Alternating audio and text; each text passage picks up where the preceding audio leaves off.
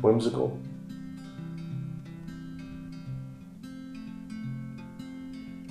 introspective, and brilliant. Ask me tomorrow, they might be different. Pretty smart guy though, and fun.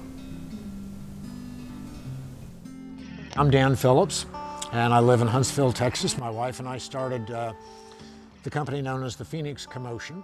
The way I build these houses is the design grows out of the materials that I have. It was the idea of the bird that flew into the fire and then was resurrected from the ashes and came to new life. Nice metaphor for restoring art and antiques, but also a nice metaphor for building out of recycled materials. And we build houses out of free salvage and recycled materials, and we target single mothers and low-income families, and we only hire unskilled laborers. And that in itself is also a commotion of the Phoenix, because you're rescuing human resources as well. He would never, ever dilute what he did by trying to put it in the same kind of box that traditional builders would, which was something that was so unique about him. He always stayed true to his mission of helping single mothers and artists and people that were below the poverty line have decent housing. That was his mission. And then obviously keeping things out of the landfill and also building something really beautiful to look at.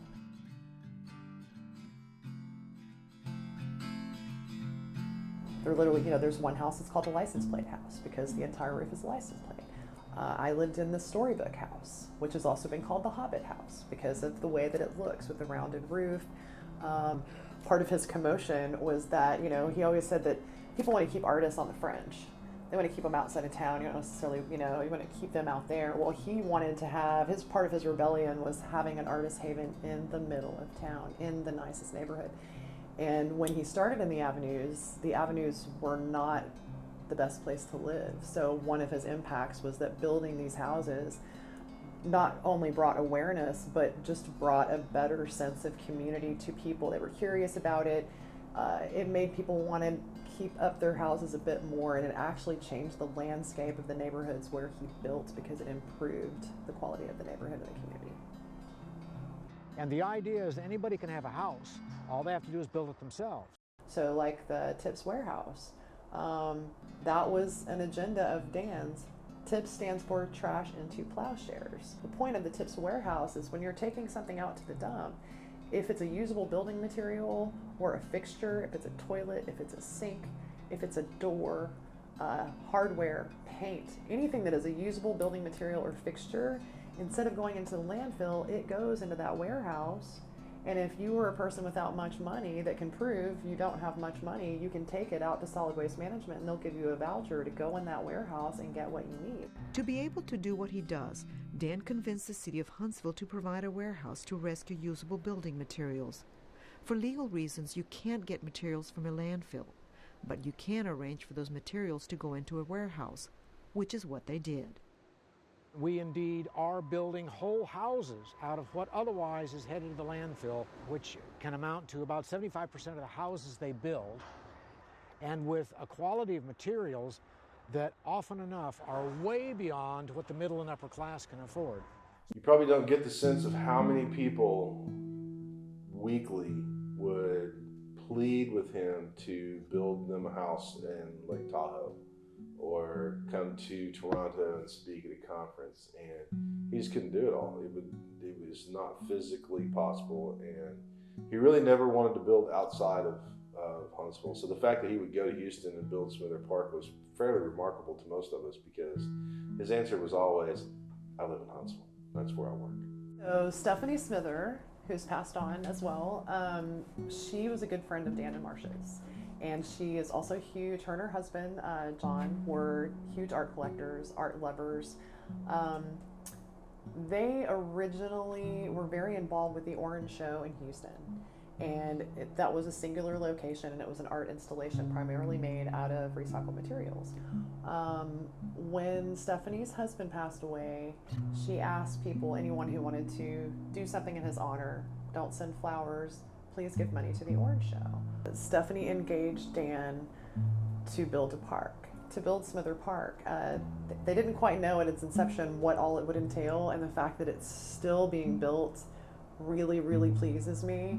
They had a few things in mind when they started, but Stephanie basically took all of that money and used that as the startup fund, and that opened up it's probably one of the biggest collective art projects in terms of how many different artists and people have worked on it that I'm aware of in the Houston area.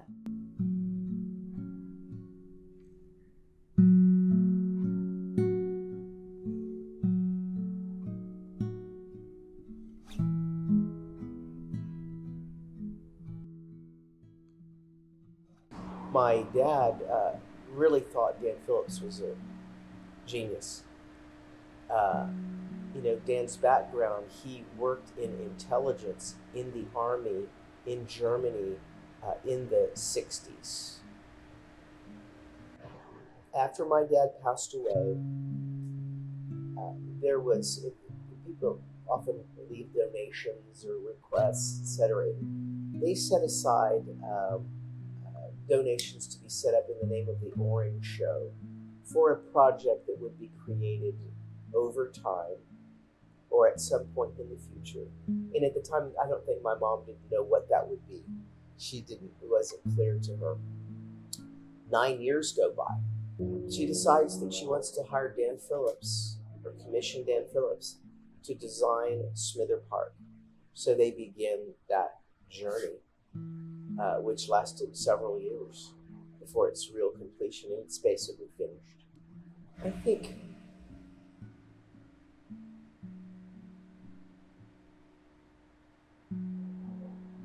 the memory of how he embraced my family and the ways that he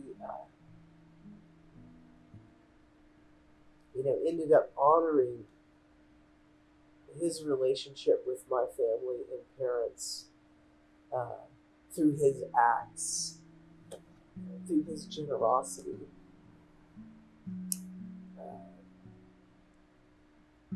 I think it's kind of a portion of the cumulative, memory, and gratitude. Cancer sucks. It fucking sucks, man. I mean, there's no way out, and there's no easy way to get to the end. The key to all cancer is to catch it early, and he did. And he was in pain. That's what that bone cancer does to you, but he was not in constant pain. He wasn't, he didn't suffer until probably right toward the end a little bit. Okay. If I could live half the life he did, I'd be happy. He was cared for all the way to the end. Wow, I don't know how you justify my best friend. I think you just kind of know when you feel it. And he was. Hi, I'm Ron Shields. I'm Dean of the College of Arts and Media, and I'm happy today to talk a little bit about Dan Phillips, our most recent Legacy Award winner. The College of Arts and Media Legacy Award is a Bridge Builder Award, an award that really acknowledges the contributions of those individuals who, through their life, through their career, created a path for others to follow. For me, Dan Phillips was a perfect recipient of the College of Arts and Media Legacy Award. Just very fortunate to get to know him. I think Dan Phillips, in fact, is the most, other than Sam Houston, probably the most famous person Huntsville, has generated or lived here. I'm talking about from an international standpoint. And he never ceased to amaze people with what he might come up with.